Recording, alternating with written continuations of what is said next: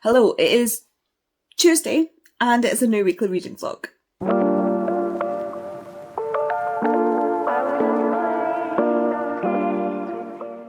Yes, it's Tuesday. Despite the fact that I didn't try hard enough. Clearly, I did not film anything yesterday. I kept saying to myself, well, I'll do it after this, I'll do it after that, I'll do it after this. And then suddenly I was in bed and went, oh, I haven't filmed anything. Oops. So, yeah. No filming got done yesterday. I quite literally... Why must Hamish start digging when I'm filming? Thanks, Hamish. Okay. I quite literally sat and watched half a season of Grimm yesterday. Like, I think I burnt myself out reading because I was really struggling on Sunday. And so I decided to... I saw a clip of Grimm, which is a Grimm fairy tale type retelling thing. And I have not finished... I never managed to finish that series. And I started rewatching it, and then, and again, I just never finished it. Not because I didn't want to, just because, I was watching it with Kay, and then Kay was not, was doing other things, and then she didn't want to watch it, and then I just never finished it. So, yeah, I decided just to start watching it on my own, and I watched, I think it was 8.5 hours or something, of 8 hours 50 minutes. It's 45 minutes per episode, and I watched 11 episodes, so whatever that is, I just sat and watched. I didn't even realise how long it'd been until I worked it out. So, yeah, I watched a lot of Grimm yesterday. I'm really enjoying it. I cannot believe I cannot remember so much of the series after watching it at least twice. The first season I've watched a couple of times. But yeah, I'm thoroughly enjoying it. I am... now we settled. I did read a little bit yesterday after 11, because there's 22 episodes in the first season, so 11 seemed like a good stopping point. Also, it was quite late, and I did decide to continue reading. So do you know what? I actually read quite a lot, because I was 130 pages in, and I've read to page 216. So I read this much yesterday after watching eight hours of, what's it called? Grimm. So I'm not quite halfway yet. I'm 12 pages away from halfway. 228 would be halfway based on the number of actual pages. So I'm almost halfway through. I am enjoying it and not enjoying it at the same time, because it's like in Diarybound. Fearbound. Things are not going well. And I'm concerned. But it's, interesting, and I want to see where I hope it ends well. But there was also a little really, really geeky reference made. And honestly, I thought it was absolutely hilarious. And it is very specific. It's very specific to a very specific thing. And now I can't find it, of course. There we go. So,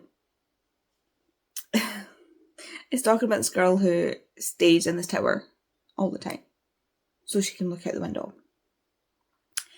And it says, she left the weaving, she left the loom, she crossed the room in 3 paces, and dashed headlong down the great staircase. Now, for most people, for 99.9% of people, that's just a sentence. That's just a couple of sentences. That means absolutely nothing.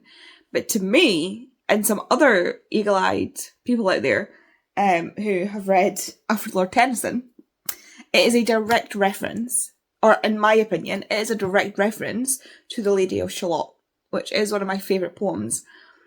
It's so geeky, but it's my favourite phrase in the poem, so that's how I noticed it. So there's a bit in the poem where the Lady of Shalott just decides that she no longer wants to be in the tower, and the actual start of it is, she left the web, she left the room, she made 3 paces through the room, she saw the water lily bloom, she saw the helmet and the plume, and looked down on Camelot.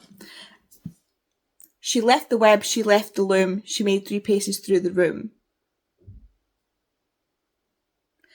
She left the weaving, she left the room, she crossed the room in 3 paces, is literally what it says. It is a Lady of Shalott. I would put money down on it being a Lady of Shalott reference.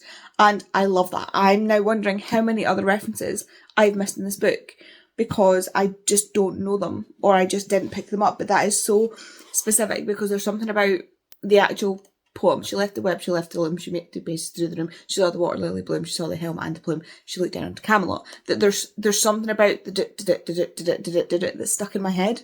Like, I love that phrase. I don't know why, it just really stuck in my head. So I picked that up I picked it up immediately that was a Lady of Shalott reference. And I might just sound like a total nerd, and I don't particularly care. Other than, like, Keats. I like some Shakespeare poems. I love Keats. Keats is my favourite poet. I have the entire collection of his works upstairs because I just love Keats. I have the movie about his life. I cried so much at the movie about his life. It's called Bright Star, which is also the name of, I think his last poem was called Bright Star. But one of his poems is called Bright Star. And he wrote it while he knew he was dying. At the age, I think he was like 27. I think he was part of the 27 Club before it was even a thing. All because he decided to go and care for his brother who had TB. Like, insert John Green here, TB. Everything's tuberculosis. But yeah, I love Keats. I really like I love the Lady of Shalott, and I like some Shakespeare. Like, that is my poetry, like, level. But the fact that there's a Tennyson reference, and I picked it up, is hilarious to me. I am still on track to finish my entire TBR, talking of which the last book for my TBR for this month arrived today. And again, we just... I understand the bubble mailers are probably safe, but I just feel like they're not quite safe enough for books. But here we are. So, it's backwards. Ta-da! It is Fever Dream by Elsie Silver. I could have had the... It's all scratched. Oh no, it's meant to be like that. I'm an idiot. Look at the... I don't know if you can see the detailing. It's meant to be like that because it's over the entire thing. I could have got the W.H. Smith edition, but I didn't like the whole purple bit was foiled and in like a kind of silvery colour. I prefer this edition, so I decided to get this one. Although in saying that, I usually have 2 of each one, so I could get we'll see. So this is the new series, the Emerald Lake series by Elsie Silver. And it is about 2 characters we have already met in previous series because they are all linked. And if you've read Wild Card, the last one in the Rose Hill series, you should know who this is about because it is set up in that book. She always sets them up. The clues are there if you want to find them. And I'm very excited about this because this is going to be the most reminiscent, I think, of the 4th book in the Gold Rush Ranch series, if you've read and like that. And yeah, I'm really excited. This is it. This is the last book of my TBR. I have these 2, so All Hail Chaos, Fever Dream, we've got 2 Shadowhunter books, and Assistant to the Villain, and that's it. That's my TBR for the month. I have been thinking about what I might read if I finish it, and maybe Murderbot, to be fair. I really want to reread Murderbot. But I also might just read the Red Scrolls of Magic, because I probably should have read that before. My brain keeps flip-flopping in the order I should read the Shadowhunter books, and the only reason I'm not too worried about it is because I've already read all of them, so I know where they go in the story, but it'd be nice to read it closer to where it happens, because as I'm currently reading the Shadowhunter, like the first series, the Mortal Instruments, the Red Scrolls of Magic is happening. Is it the book of the first book or whatever, the Alec and Magnus series, that is currently happening during that book. So if I read it now, it's within like the same thing. Yep, that makes sense. So I should really be reading it now, but I don't know. We'll see. It's a very short book, so I probably could add it. But we'll see. I finally got my last book, and yeah, it's just, I'll go from here. Okay, I'm going to finish watching my YouTube, and then hopefully crack on with some reading. I also have a nurse appointment today because my wound has ripped back open, so I need to go see the nurse at 3 o'clock. Hello, it is Wednesday, and I feel rough, and I look rough. My eyes are really telling the story of how rough I feel. I'm gonna put my glasses on because I feel like disguises it a little bit. I do not feel good. I don't feel well. I don't know if I said yesterday, but when I went and got my dressing changed, she took a swab of the wound because she thought it looked a bit infected. She was like, "Are you feeling okay?" And I was like, "Yeah." I mean, I was feeling a bit warm, but like Hamish has been feeling warm, so I just assume it's because it's warm. But last night and today I've been feeling like fevery warm, so I feel like on Friday she's going to be like, "You need antibiotics," which is going to be fun. Hopefully not. Hopefully it's just like, I don't know, the weather or something, because the cloud cover is really heavy. It's like I can feel it like in my head. Like I'm one of those people that's really sensitive to the pressure, air pressure. So yeah, like my head's banging and I feel rough, and I did not sleep well last night. I don't know what I slept because I forgot to put my watch on before I went to bed, so I didn't record my sleep. And I just kept having I've been having really vivid weird dreams. I think it's probably something to do with medication. I don't know, because I never used to dream that vivid before. Like, you know, there's dreams where you can't tell what's real and what's not. Like, usually at some point I'm like, yeah, this is weird, this must be a dream. Or like, when I wake up I'm like, oh, that was obviously a dream. Like, I keep having really, really vivid dreams, which is new for me. So that's fun. My wake up this morning was from a dream where I was in a car crash. And it was like, somebody came up to me and they were like, "Do you know there's blood all over your face?" And I had like a cut. And it was just blood all over my face, and I was like, "No, I can't see my own face." But then I got a mirror, so. But yeah, like, and I just remember in the dream being in so much pain because of the car crash. And I woke up in pain, and you know, it's the fact that my body is like the way my body feels, that my brain is interpreting it in dreams, that I was hit on a full-on like front to front collision car crash. That's how my body feels. That's how my brain is interpreting it in dreams, how painful my body is right now. So that's fun. I also woke up like burning up. Luckily I'm on medication that's got paracetamol in it, so that helps with the temperature, keeping it down. Although I think not all the time when you have a fever do you want it to be brought down. Like the fever is good, but like the fever is helping your body kill the virus or bacteria. But I need it for the pain, so such is life. I do have another. This has been here for hours. I've not been filming for ages because I've just been feeling so rough. But I need to open it. So I know exactly. Well, I think I know exactly what this is. It should be The Midnight Train by Matt Haig. Are you okay, Hamish? He just sat up really like. Yeah, itchy. Good boy. Okay. Yes, it is. Please hold. Well, that one came out a lot easier. Ta-da! Midnight Train by Matt Haig. Ooh!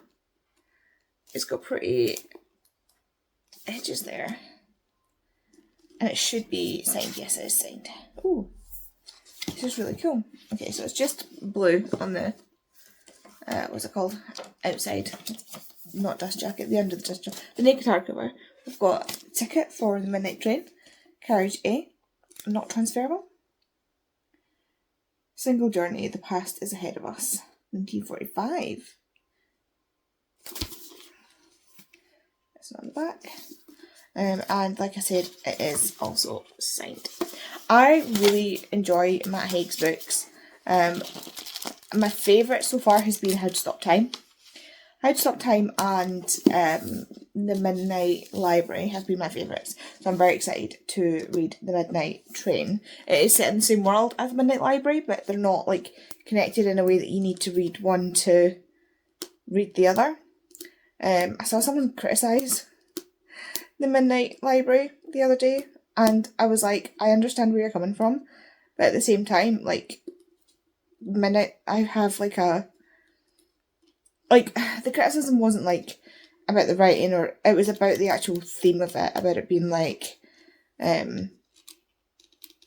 how appreciative you should be about things you have, and I think I can't remember what they said, like they call it like, I can't remember what they said about it, but I really disagreed, because, well, I disagreed, but at the same time I understood, like, if you're not somebody that, like, if it's not the right, if you don't read it at the right time for you, if you're not somebody who has the sort of mindset that, like, that sort of thing is, then yeah, like I totally see why you wouldn't, why it wouldn't be effective for you. It does feel like it is very like thumps you over the head with the point, but for me, I was in a really not great place when I read The Midnight Library, and it sort of reset that feeling of like, you're here for a reason, you're here in this timeline, as it were, for a reason. Like, the decisions that I've made have gotten me to where I am,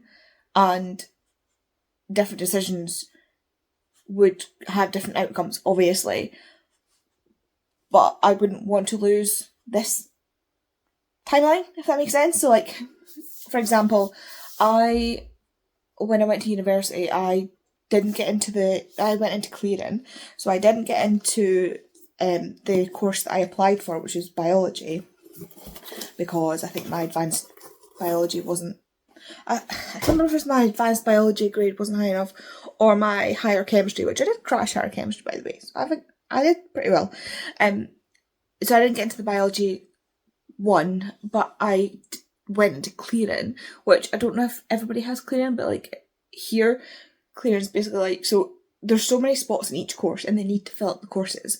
So once everybody has their acceptances, and like chooses their courses, or gets in and doesn't get in, there's spaces left over in different courses. So you phone up the clearing line, and they'll tell you what courses have, like, you can say to them, like, this is what I'm interested in.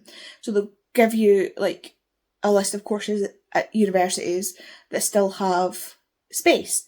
And you, as long as you have, like, it then lowers the sort of, I don't know if it does lower the grades you need to get in, because, like I say, they need to fill up spaces. Like, there's still a threshold, but they sort of lower it a little bit. Or if it's just the fact that I never applied for that, I never applied for forensic psychobiology, which is what I went to clear. Like, I got in clearing was forensic psychobiology, which is like a mix of forensics and a very little bit of forensics, and psychology, basically, and some sociology and criminology. So I got into that with the grades I had, and then I switched from forensic psychobiology in my first or second year. I can't remember. I think it was halfway through. Was it halfway through my first year, or was it in my second year? I think it might have been in my second year. I don't remember. But I moved over to forensics because the forensic psychobiology was not challenging enough. I probably should have stuck with that, because forensics was a lot more challenging and I struggled a lot more. Because it was there's so much chemistry. I'm not good at chemistry. There's so much chemistry. But forensic psychobiology was a lot of literally biology and psychology. And I'm apparently very good at statistical psychology, T-tests and SPSS and everything. I flew through. My psychology professor tried so hard to get me not to swap, because she was like, you have some of the highest grades in the class. And I was like, yeah, because it's too easy, and I don't like it that it's too easy. Which again, probably should have just stuck with it. Would have got a better grade. Anyway, I switched to forensics, and that's how I met my friend Mark. And like some of my other friends, but like the people that I met, like if I'd gotten into my biology course, or gone to a different university, or chosen a different course, I would never have met Mark. And the idea of not having Mark in my life is just unthinkable. Like, I don't know I don't know who I'd be without Mark in my life. So like, for me, I really need to, I have a belief that we're on, like, it's not that I don't believe in free will, but I do believe in certain types of fate and certain types of destiny. I don't know, like, I feel like there are certain, like, highlight points that we need to, that, like, we're destined to hit. But within that, you can kind of, like, as long as you hit like the highlights, as long as you hit these certain points, like these are the things that are fated to happen that will always happen. Like, not always, but like these are the things that to me are like, fated seems like the wrong words, or destined, but like these are things that will happen, but getting there is up to you. And that feels like what the Midnight Library is telling you, because even though she thinks, well, if I make this decision then this will be better, it's not better. Like, she thinks if she were to do this, then her relationship with her brother would be better. And no, that decision did not make her relationship with her brother better.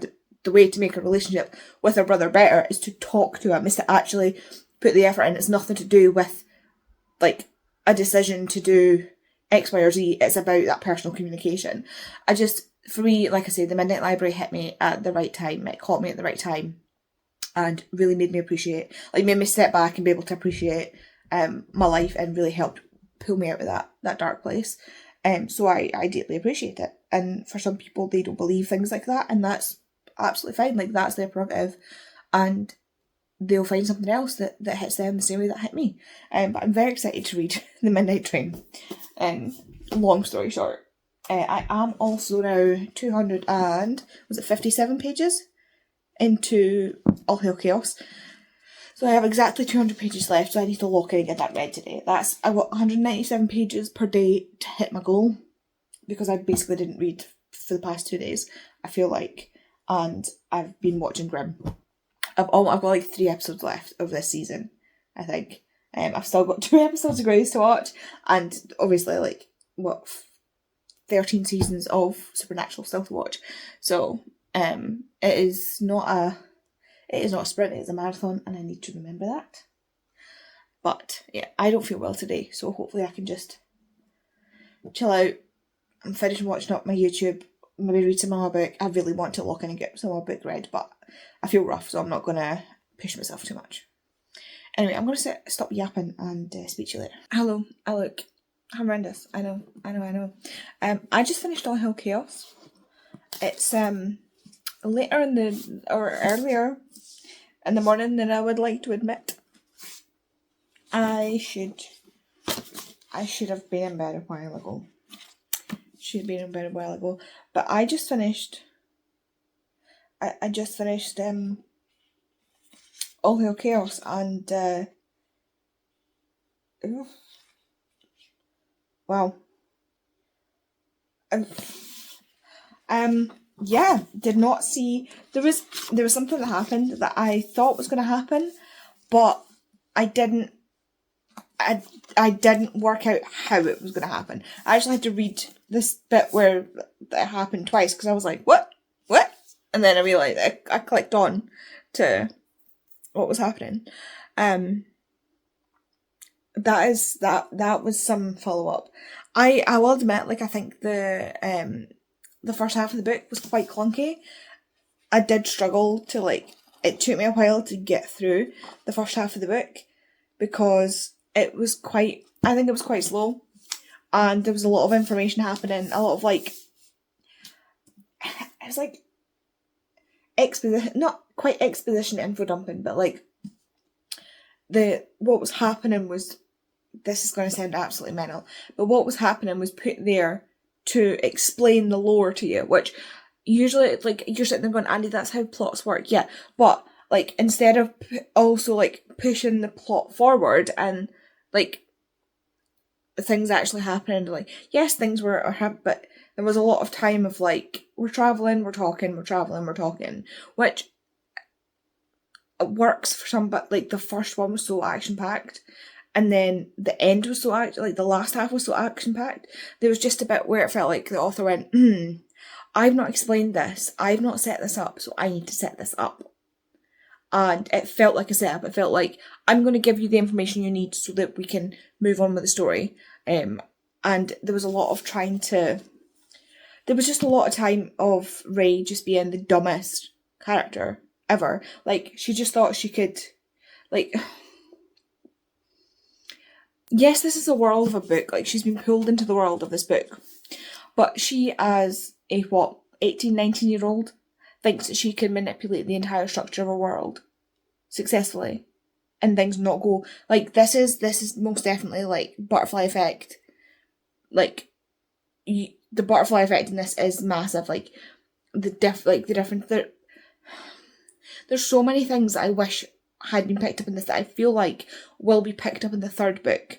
Like, if there's no flashbacks in the third book, I will be surprised, because there are characters introduced in here that need a bit more, or I would like a bit more backstory on. Like, I want to understand what's happening. Like, I want to understand certain things that didn't get explained in this. Instead, what got explained in this was things that I felt like didn't need explaining.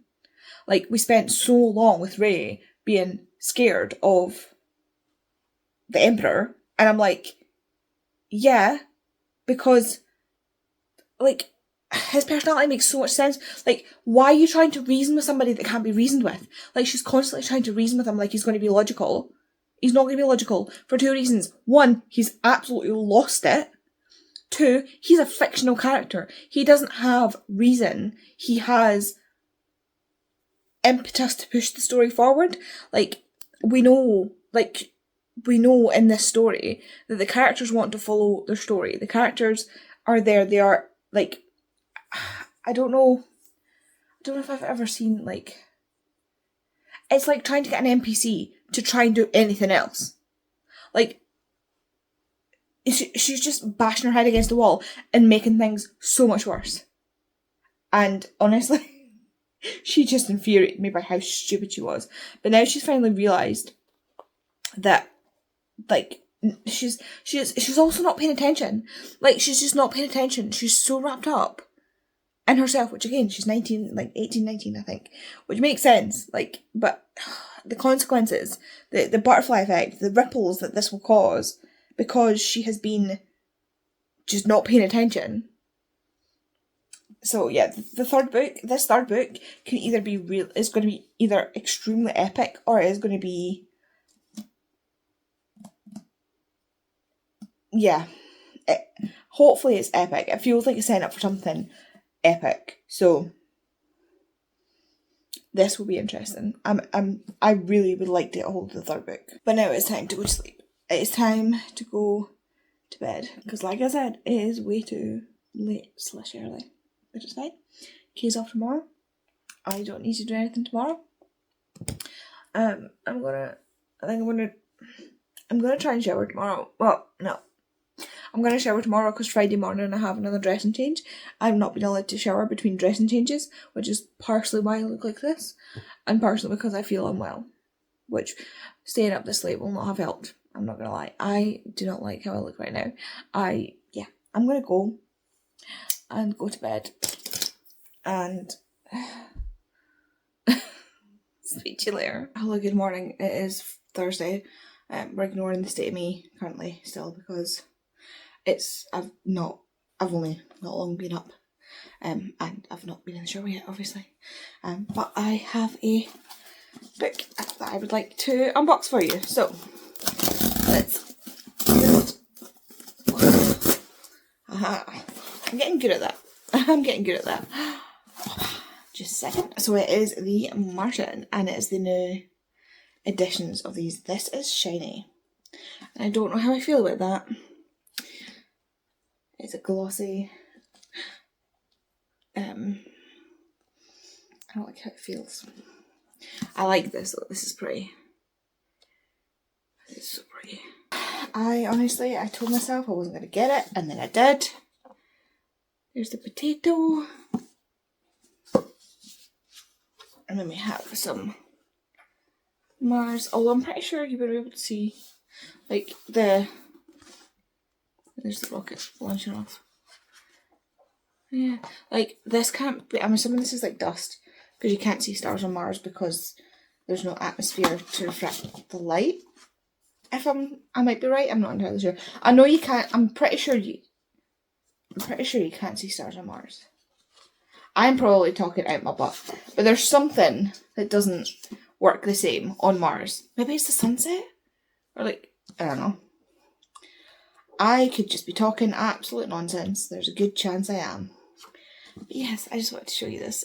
There is one coming for Project Hail Mary. I don't know if they'll do one for Artemis, but there's the Martian one. I'm not a fan of this shiny.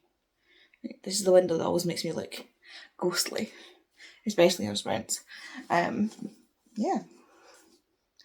Quick update before I go to bed, because I was literally just about to go to bed. Realised I hadn't updated the vlog past showing you my new edition of The Martian. But I'm now halfway through Fever Dream by Elsie Silver. Can we? Here is my bookmark. So yeah, I am just over halfway through, so it's 431 pages, and I'm 218 pages into it. So I am, like I say, just over halfway through. I have been reading it on my Kindle because it's on KU, and honestly, I do like reading things on KU if I've got the physical book. One, because my hands have not been great today, and two, authors get paid by the page on Kindle, so it's kind of our duty to make Amazon pay them, in my opinion. So yeah, just they get paid by the page, including all the pages from the cover to cover. So just make sure you swipe all the way to the cover and then all the way to the end. Every single page. So yeah, I decided to pick it up on KU. So that says 51%. But yeah, I'm just 215.5, I suppose, would be the halfway point. But I'm 218 because that's the next chapter break. And I'm really enjoying it so far. And I don't really know if I can tell you much about it. It follows two characters we've met before. And this is the first in the Emerald Lake series. I just realised how red my face is. I'm boiling. I don't know if I've got a fever or if it's just warm in here, but I'm so warm. But yeah, so this is set in Emerald Lake, and this one particularly is set in the backdrop of a reality TV dating show like The Bachelor, but it's called Romance Ranch. And the guy that's producing it, that's in charge of it, is a total douchebag, so that's fun. That's fun. But I am enjoying it. I'm enjoying getting to see a new aspect of the characters who have been like side characters in other books, but it's nice then to come round and actually see them as characters. There's a character in here who I really hope we get a book for. He's a farrier. His name, I can't remember his name, I think it's Evan. He's a farrier, and he's tattooed. And I don't know if he's divorced or widowed or something like that, but yeah, he's a farrier. I really want a farrier romance. Don't know why. I really like watching like the edits and stuff people make of farrier. Like, I just love horses. If he's a farrier, they're going to be around the horses a lot, and I really, really like to be around the horses a lot. So there's that. Anyway, I'm going to go to bed because I am tired. I'm up early tomorrow to get my dressing changed, and I just want to get changed into something cooler because I don't actually like the jammies you see me wearing. These are more like lounge jammies. Like, I don't wear this to bed because it's way too warm. Anyway, I will speak to you tomorrow. In the words of Britney Spears, oops, I did it again. I was about to go to bed and read some of my book, and I forgot to update you today. So it is now Friday, going into Saturday, and I finished Fever Dream earlier. I really enjoyed this. I think of all the Elsie Silvers, I don't know, there's something about Chestnut Springs that just is my favourite. This didn't hit as much, in my opinion, because I feel like it was a lot more surface level. Like, you hear me say that, sometimes things are mentioned, so like Emmett's relationship with his dad, and the fact that he had, so he had like a biological dad, and then he had his mum and his stepdad who died, and we kind of barely touched on that. We barely touch on the family dynamics, and that's one of the things I really love about Chestnut Springs, is the messy family dynamics, and I just feel like we didn't get that in this. I am looking forward to one of his brothers' books, if that's going to be the family we're following, because I can't remember if I said it or not, but he's a farrier, and I think that'll be interesting.